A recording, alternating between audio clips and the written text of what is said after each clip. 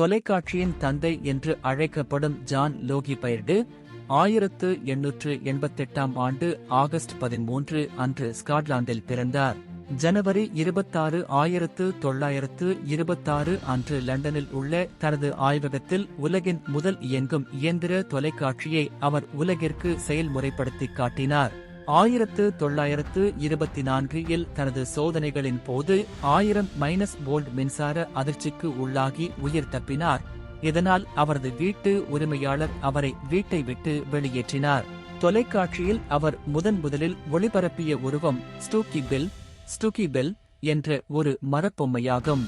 ஆரம்பத்தில் அவரது தொலைக்காட்சி வினாடிக்கு 5 படங்களை frames per second மட்டுமே திரையிடும் திறன் கொண்டிருந்தது. அந்த முதல் தொலைக்காட்சி திரையானது 30- வரிகள் கொண்ட 30- லைன் ரெசல்யூஷனை மட்டுமே கொண்டிருந்தது.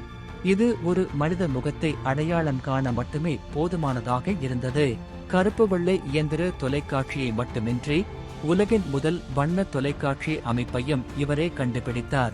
இவரது ஆரம்பகால தொழில்நுட்பம் பின்னர் கைவிடப்பட்டாலும் அவர் அறிமுகப்படுத்திய வரிவரியாக படிக்கும் லைன் பை லைன் ஸ்கேனிங் தொழில்நுட்பமே இன்றைய நவீன தொலைக்காட்சிகளுக்கு அடித்தளமாக அமைந்தது.